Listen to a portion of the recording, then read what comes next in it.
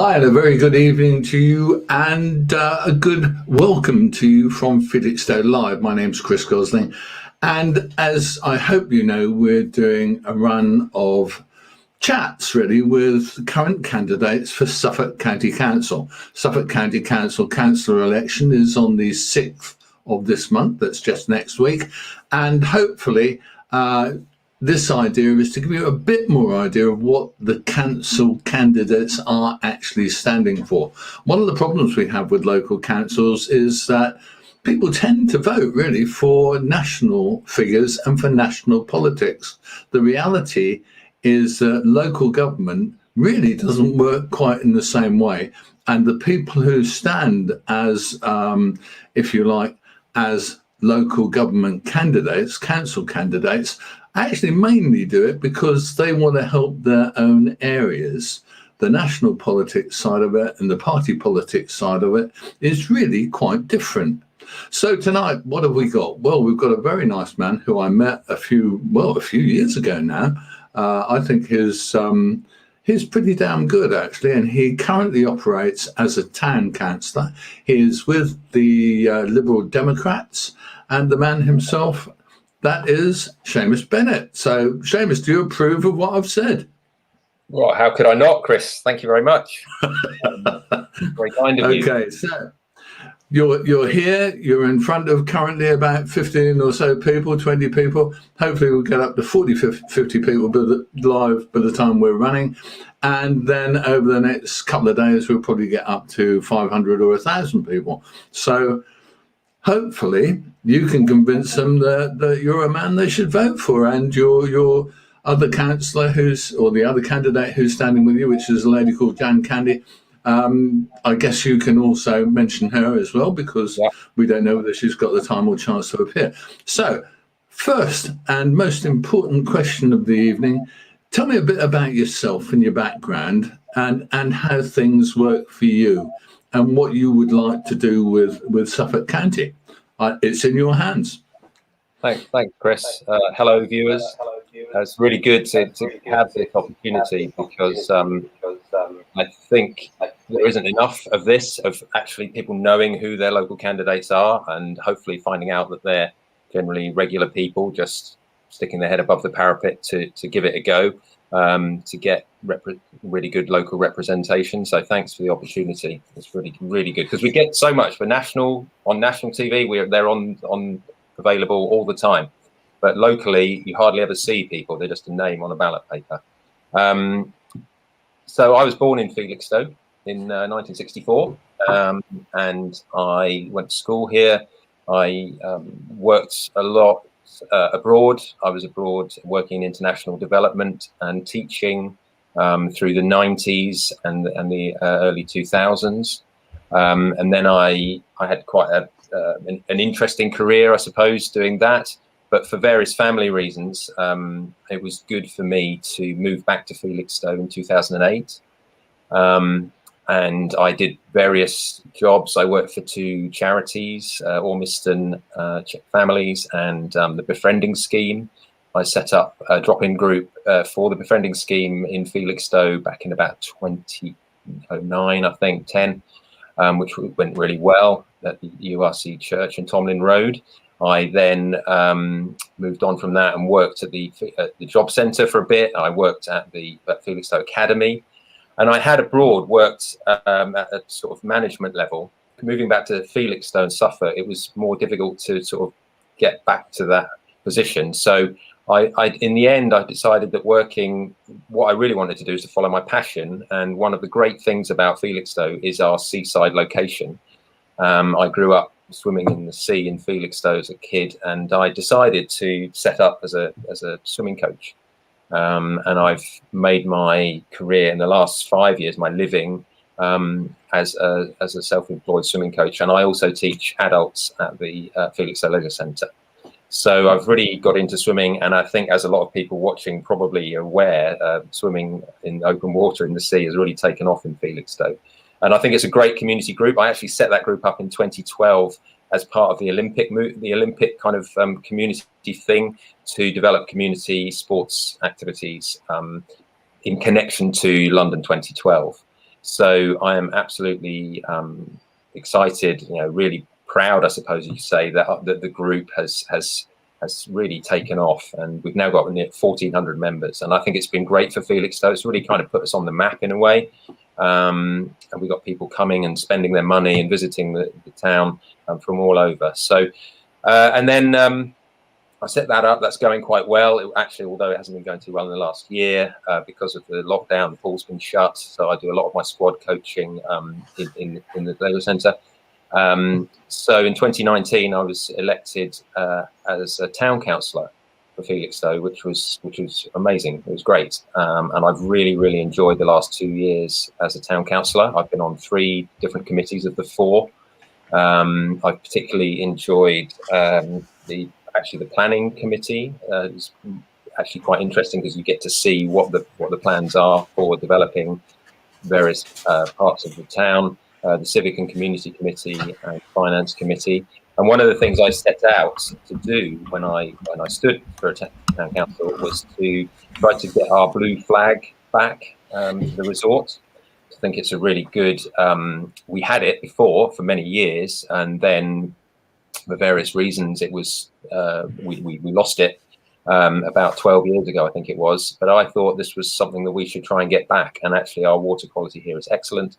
We had all the things in place. So within the first year of becoming a town councillor, with help from Felixstowe Forward, I managed to, we got the blue flag back. And in fact, when we looked again at the process, it was really quite straightforward, and we had all the bits in place. So I think that's a really, and you can sometimes see, actually until recently, you've seen the blue flag flying at the town hall and Arwheeler Road, because we've also got the Seaside Award. So I'm really proud of that, really pleased, and I'm pretty confident that we've got that back for next year as well. So I feel that what I'm doing as a town councillor is to give an opportunity to people who perhaps otherwise are not represented, and bring new ideas and a fresh look to council activities. So that's kind of how I've come to be where I am. My oldest son's just gone off to university. I've got another son at home, so I'm here in Felixstowe, and I'm loving it and really looking forward to the pools reopening and getting back to work. And actually, I'm starting 6 weeks' work for the census coverage survey next week as well. So fairly busy. If I was to get elected, my diary would become a lot busier, because the county council is a serious undertaking. It's got a budget of hundreds of millions of pounds, and decide some very important issues. Excellent. Okay, well, we've got a couple of messages of support really for you here, which is rather nice, isn't it? Someone called Alison, there you go. Thank you. And also, Swammies, by the way, I know people struggle with my name spelling sometimes. It's a bit Irish, but that Swammies is an autocorrect that Facebook or the internet does often. So thank you, Alison. There we go. Well, I think if you get on the name, sorry, I don't know. Hey, say again. Maybe it's all the swimming I'm doing. I'm not sure. Jan's asking about the campaigning, Chris. Should we answer that one? Yeah, go for it. We found that we haven't done any door-to-door knocking. We've done quite a lot of delivering leaflets. I think we've got leaflets out to the whole 15,000 or so population or households in Felixstowe Coastal.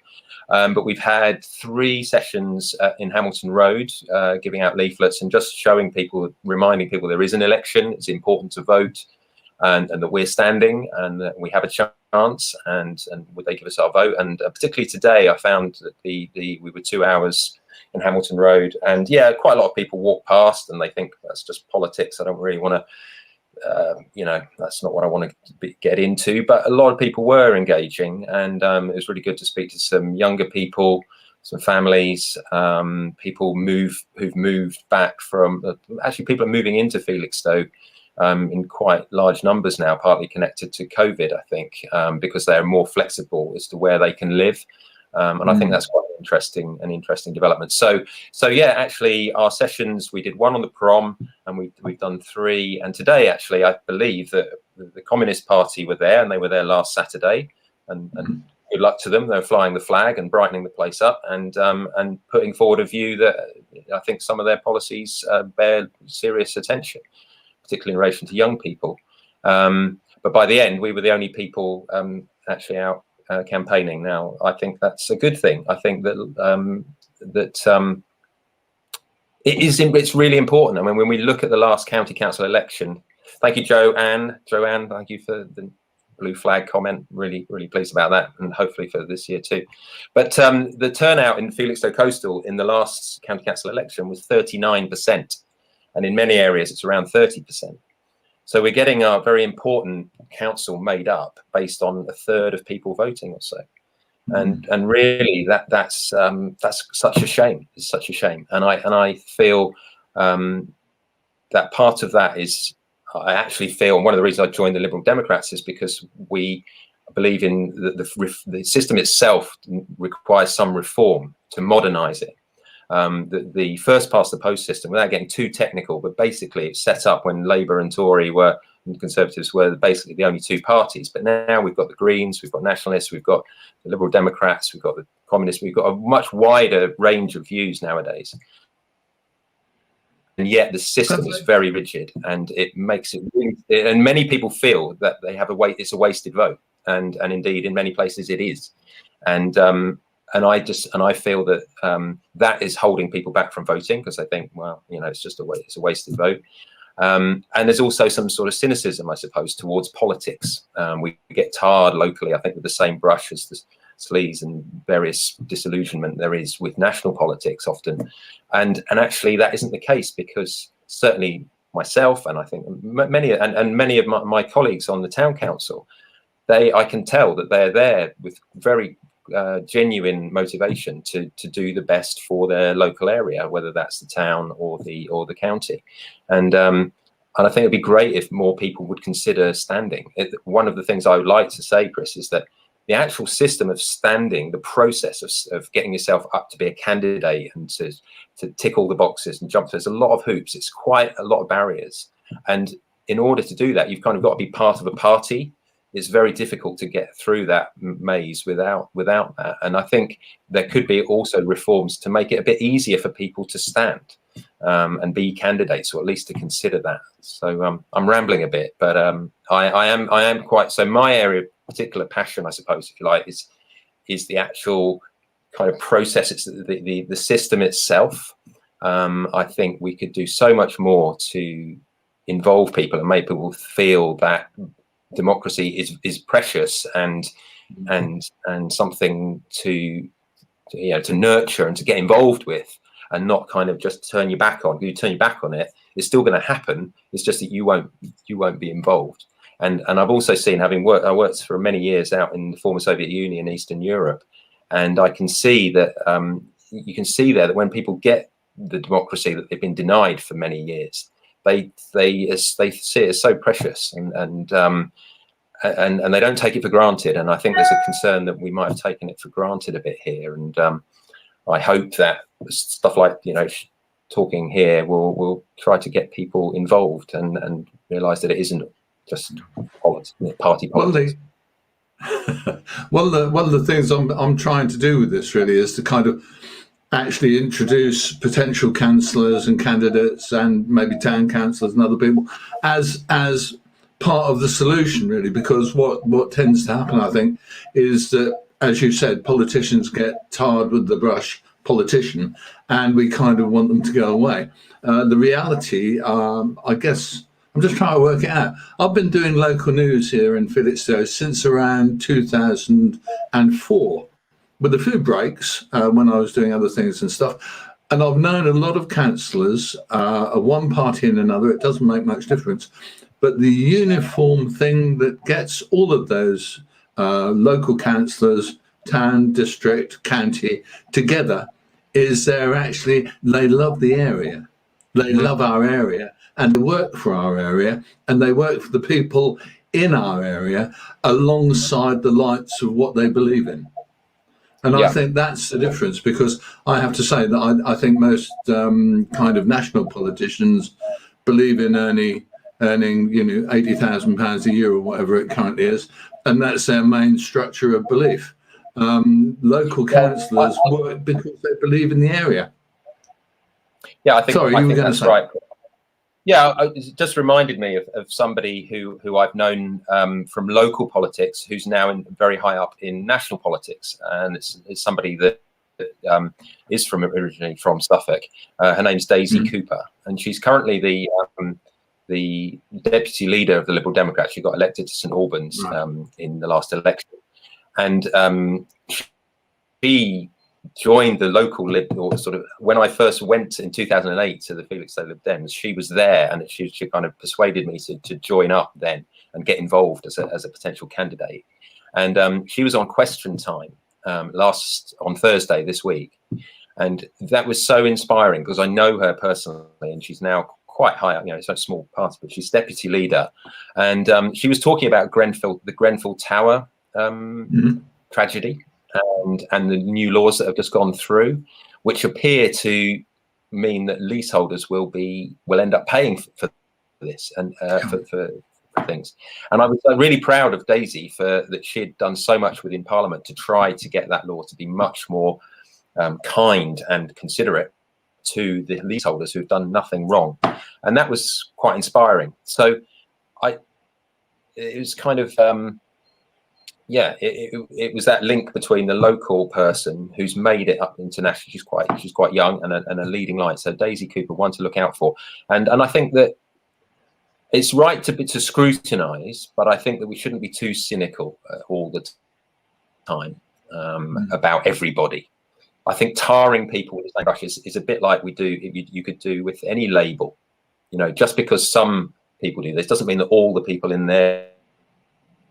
That's not fair to do that. So I think I always try towards me and what the evidence is. I don't prejudice. Prejudice is bad. Seamus, I'm losing you a little bit. I'm not sure what's happening at your end or at my end. I don't know whether you've got me clearly, but we'll battle on and do our best. Can you hear me? Yeah, I can, but you were breaking up a little bit. But I think it's possibly my time. Overloading. Say again? It was just overloading the bandwidth. Go ahead. Such is life. Okay, I've got a couple of questions I want to ask you, but I want to remind people that if you're watching now, you can say anything you like, really, on Facebook or on YouTube Live. We're on both channels. So if you out there have a comment or a view that you want to express on anything that Seamus has said or anything you think about the Lib Dems, then this is your open house. You can say what you like. I may ignore it if it's rude. But having said that, there we go. So a couple of questions I want to ask you. One is a very local question. I, as a person who follows local politics a bit, sometimes think that really Felixstowe is regarded in a funny kind of way by our local authorities. Certainly the two upper ranks of the county and the district. I think they both kind of regard Felixstowe in a way as a bit of a cash cow. We're quite busy. We pay quite a lot of taxes. Our shops are quite popular. So there's, business rates and stuff. And there's good income from our town. And I tend to wonder if we should have a change in the way that we are regarded as a town by those councils. Should Suffolk County Council be dealing with Felixstowe in some kind of better way? I don't know the answer to it. Yeah, possibly. I mean, I take your point. We are the biggest town, certainly in the district, in the East Suffolk district area, and we're right up there in terms of significance for the whole county as well. And I think if I were to be elected, what I would say is that I would always put the interests of the town ahead of my party. And I think what we've got in the ruling, the Conservative Party who control Suffolk County Council, that they're so dominant. They've got 48 out of 75 councillors, well over 60%. the system kind of gives them that great dominance. It means that it's more of a party machine. That's what it feels like, and party requirements, party priorities may take precedence over individual local areas. And what I would aim to do is to really be a loud voice for Felixstowe, and a reasonable voice. But I think my experience from being in town council is you can see the complexity of a number of issues, but you can also see bureaucracy and how things get held up and don't happen. And I think what I've tried to do is to cut through and to find solutions. And just work together with people. My Blue Flag experience, I worked together with the councillor who was previously not him and one or two others on board, and it was a great feeling. And that's the way I work. That's the way I've worked professionally, and I would that's how I would work in the county council. And I think Felixstowe on its own, or the Lib Dems on their own, are not going to have it all their own way. But what we do need to do is to put forward a voice that is fair, reasonable, and positive. With ideas, as to solutions focused. And I'm very confident that is how I already work, and how I would do if I was elected for Felixstowe on the county council. Okay, let's take a look at our next. But that's a general view as to my approach, which I think is what you were getting at. This is all about you. I do agree that Felixstowe is coming up in the world. You can tell from the number of people moving here. We've had really nice developments as well. I do feel that some of those developments proposed are maybe going a bit too far, and I think that we've perhaps put our hand up to take on thousands of houses more than we possibly should. But that's not necessarily a direct county council issue. I think we need to really make sure that the infrastructure is in place to support the proposed several thousand houses that are due to be built in the next 5 to 10 years. So that infrastructure, for example, I was caught in a terrible traffic jam going up to my census meeting on Tuesday. It just gridlocks Felixstowe, Ipswich. It's terrible. The dependence on the Orwell Bridge, that really needs to be prioritised to mitigate that. So yeah, I mean, Felixstowe is increasingly a great place, and it's going to become greater. And we need to be alert to the hazards that might go along with that. Okay, thank you. I'm going to go on now and just show you again. I just put this up a little bit earlier to read it for myself, really, but I just thought I'd put this up for you to see. I'm interested in the comment about multi-member divisions. What do you think on that one? I would agree, because I mean, so for example, we have Felixstowe Coastal elects 2 members, and then North Felixstowe, Walton, Trimley elects 1. Now, effectively, we're one town. I know that you can argue, Walton and Trimley see themselves as different, but what that would potentially do if we were as a multi-member constituency in that place would be you could elect 3 people, but it would be on a proportional basis, and that would then probably not mean that you would get 100% of your elected councillors from the same party, because although the Conservatives are the most popular party on most counts, it seems so, they are not 100% popular. So it seems a bit harsh that they are getting so many of the seats. And I think that the multi-member constituency, my own feeling is that when we talk about national politics, the Lib Dems were in power, and we got the referendum on electoral reforms about 10 years ago or so, and that was a missed opportunity. I put my hands up and say that was a missed opportunity. I feel that we should have gone from the bottom up and tried to reform politics locally, gradually, step by step, rather than go in for the big prize at the top, which I think was too much of a big step change for the British public to handle in one go. But if we built it up like they did in Scotland, where they introduced proportional representation, or proportionality, not PR purely, in Scotland, that's really improved Scottish politics a lot, because they've got the Greens involved. They've given people a much more a feeling of, yes, my vote matters. And I would include, you know, I know that Keith, who sent that question, was a UKIP gentleman. I think that you should get those things of feeling involved. I know that we've got very different views on most things, on many things, but yes, you should be represented and not frozen out. And absolutely with the Greens, it's crazy that the Greens only have one MP. So we need to look at that whole system and see if we can find a way that is fairer of what people actually, the views of the people. Otherwise, this cynicism towards and disillusionment with politics could be terminal, and that's a dangerous thing. Thank you. Okay, we've got another comment now, which is an interesting one. How can you approach the subject of the lack of affordable housing for young working single mothers like myself?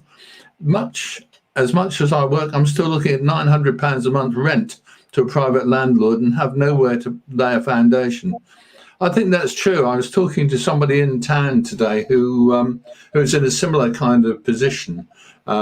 She's lucky, both she and her husband work in their instance, but they were saying that rents are rising all the time, and it relates to houses because if people buy rental houses, they're then paying higher price for them, and effectively the rents have to go up. What do you think about this issue about the bottom end of the income scale are being kind of priced out of housing? What do you think, Seamus? Well, I think that there are plans afoot to build a lot more houses in this area, although I have heard mutterings about land banking and where the development gets the go ahead and then the developers don't build. And I think that the councils should be much tougher, and what I've seen within the town council as well is to be tougher, to really stand up for the people, to make sure that things are built and that there's a system where they get permission and then they can sort of say, well, it's actually not viable to put as many affordable units in as we thought we could, and then they can renege on that, and then it's too late to say no to them altogether, so they end up not building all those units. And I think that the councils should be far stronger with the developers in making sure that there should be more affordable units built. And I was involved in one meeting recently on the Walton Avenue, the land that's going to be developed just between the Doxburgh roundabout and the Walton High Street, Trimley High Street. And there are proposals there to have flats included. And I felt that was important, and it was not. I was a bit surprised it wasn't universally agreed with, but I believe that it's important to have a range of accommodation available, including the smallest units, to help people get onto the housing ladder. It is a real problem. But I'd say was it Lynn who sent that question? Yeah, Lynn. Lynn, sorry. I'll tell you what you can do to anybody listening is put it in writing on an email or through the portals on the websites to your councillors. What I've seen as a town councillor is it really does make a difference if councillors receive written complaints or suggestions or raise their awareness of what a problem this is. It really does make a difference. And in that case, it would be district councillors, I would suggest, because it's mainly the district council who's the planning authority. But if people keep quiet and talk, then they're less likely to see the change. So be the change you want to see, kind of thing. But that's hard. I mean, that is hard, and you might feel one person, and what difference am I going to make? But I've been saying that recently to a friend of mine who lives in a road in Felixstowe that's absolutely clogged up. He needs double yellow lines put in to allow them to get even a blooming fire engine or an ambulance down the road. And I was saying, see if you can get some of your neighbours together and you all write and you get a bit of a voice and get that message across, because then people they can't ignore that. Once it's in writing and it's from a constituent, they have to do something about it. And it can feel like a uphill struggle, but really do try. I think that's a good point. I think the other thing people can do is give me a ring or give me a shout, because I'll go and wave a flag for you anytime. Because I believe in people having the best possible life we can get. I'm going to say to you, thank you very much. I think, Seamus, that was excellent. Yeah, Is there anything else you want to say no, I've got apart all of from these left, vote? Chris. Is that your notes? That's my notes. So if Oh, we you can, started. can we all go and make a cup of tea and come back in a couple of hours? And It's Saturday night, and we've got a takeaway ordered at the Blue Nan at 8 o'clock. So I better take my leave. excellent. Can you send my share round? Yeah, yeah. I haven't had one for a long time. I haven't had one for a long time. But yeah. So thank you for the opportunity, and it's a pleasure. Is there and anything else you want to say to kind of round things off? Well, I've mentioned the blue flag, and I think amazingly, I've got through the whole conversation without mentioning cycle lanes, which I know some people would be quite surprised about. I do have one of the things I would just like to say is that very quickly is that the county council does deal with transport, and I passionately believe that now with the issues of climate change and connecting communities and exercise and the whole lockdown experience, that we really should be looking at modernising our fleet of buses. There are towns in the country, Oxford and Coventry, that are going all electric buses. We shouldn't be looking to cut services because they're not used. We should actually be looking to boost them, because then they will start to get used. It's a good circle. And we should connect our cycle lanes and walking routes so that they make a network and don't dump you at a dangerous crossing or whatever. So I really want to and I'm working on that with councillors on the town council, and I feel very strongly that there's a momentum behind that to improve our transport networks and keep people connected. It's so easy to cut the buses, and then people just can't move about and get to the shops, etc. So that's the last thing. I did manage to get cycle lanes in the end. Well done then, Seamus. I hope you'll have enjoyed meeting you, kind of vicariously down the line. Thank you so much for doing this. I really appreciate it. And I think that over the coming few days, people will enjoy seeing and hearing what you had to say. Thanks. I'm going to finally say, if you're thinking of voting for me, then I would strongly recommend Jan Candy as a equally excellent candidate. Excellent. Okay, and I'll leave you with that, and I'll say to you, I hope you enjoy your takeaway. I hope it's really fantastic. I am actually officially jealous, and I hope I'll see you soon. I'm going to have a beer with it tonight. Okay, take care. Bye-bye. Thanks. And there you have it. He's such a nice bloke. I have met him before when he was doing things originally with the town council, and I think he's fine. He's really a nice man. Let me thank you for getting involved in the show tonight. There haven't been as many as we had the other night, but there will be more watching. Don't forget, if you are watching this as a playback a bit later in the day, then you can still make your comments. And I think both Seamus and I will try and reply to you and actually give you some sort of decent answer. Don't forget what I think Seamus said, the most important single thing he said in that entire presentation, from my point of view, was that as citizens of our town, you have every right to get in touch with your town councillor, your district councillor and your county councillor.